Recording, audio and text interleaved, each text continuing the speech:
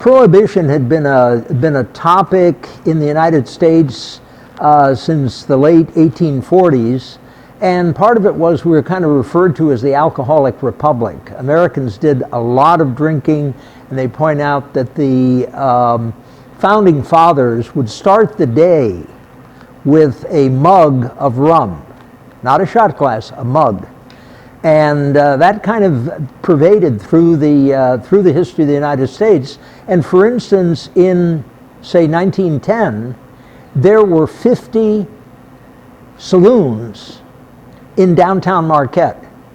Washington, 3rd, Barriga, Front. All through the downtown area. 50. And they were like one after another on Washington. And so there was a movement, and it had, alcoholism had a negative effect on people, families, children, and so on, beating up wives, abuse. And there was a movement then by the Anti-Saloon League. Christian women were involved and so on. And there was a movement to bring about prohibition. And in Michigan, it started in 1918. So we were about a year and a half into Prohibition when national Prohibition hit in 1920. And the going joke was, if you want to see how to avoid Prohibition, check into Michigan. What tends to happen is after Prohibition comes, all of a sudden you had a lot of pool rooms, you had a lot of ice cream parlors, you had a lot of soda fountains.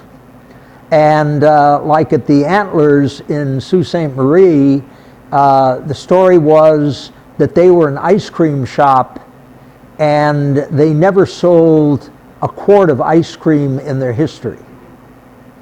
So it was, all of these places were basically fronts for the sale of liquor, and they were duly rated by the state police and the local police, state police, and so on. And at that time, the state police had been created in 1917 within a week of our involvement in the war for state security. And then as the war ended, the question was, what is this, what will the state police do now?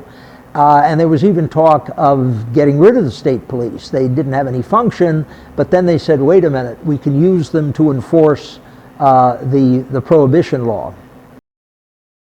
The liquor came across Canada. They would charge the fishermen who are familiar with the waters of the Lake Superior would charge $600 in 1925 money to bring a boatload of booze across. And what they were bringing across, and it came into Marquette, there's even a place up on the Big Bay Road, there's a little inlet, so these boats would come in, kind of anchor just offshore, and then rowboats would then bring in the liquor.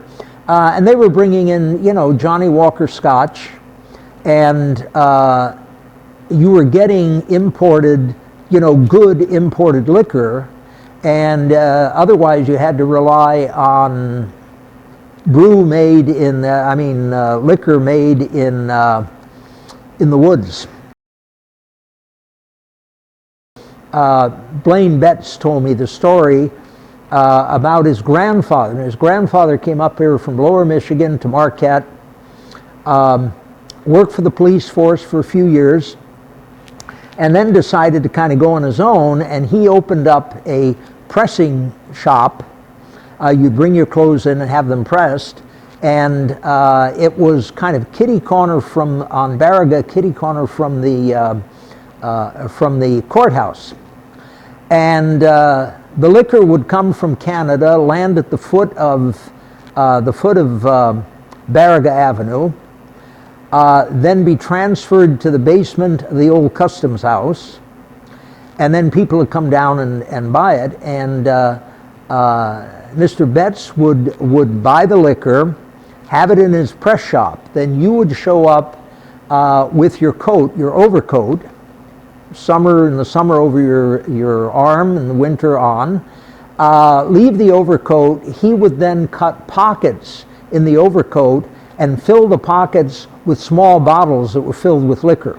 So you would leave with this overcoat with maybe, you know, a quart of booze around you.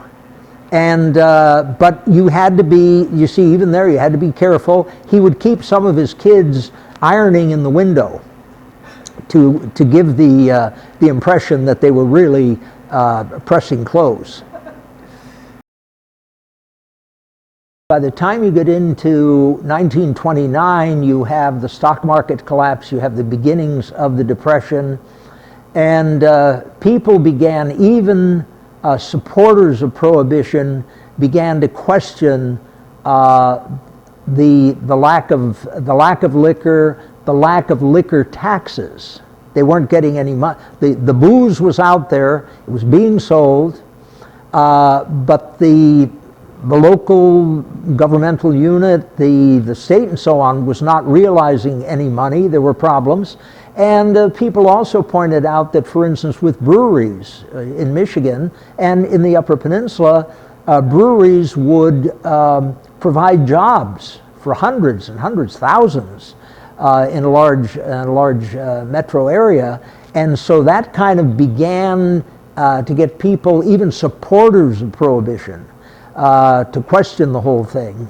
And the other part of it, the other part of the end of Prohibition is that the number of saloons, for instance, here in Marquette, earlier I had mentioned there were 50 in the downtown area. With the end of Prohibition, that number never reached that extreme. And what we're talking about there is saloons that were not really eateries like you have today. You have a restaurant and liquor is sold. This was straight whiskey and beer. And that pretty much ended in Marquette and throughout the Upper Peninsula. You did not have that proliferation of a return of saloons